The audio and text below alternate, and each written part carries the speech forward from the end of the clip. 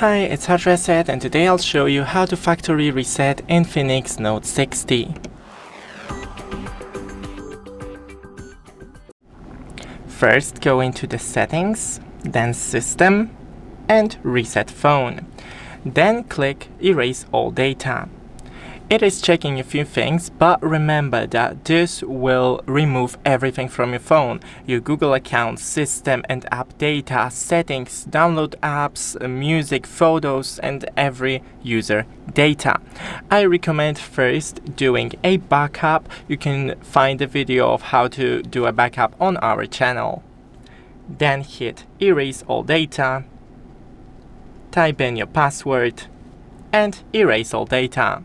That's it. Thanks for watching. Don't forget to leave a like and see you in the next one.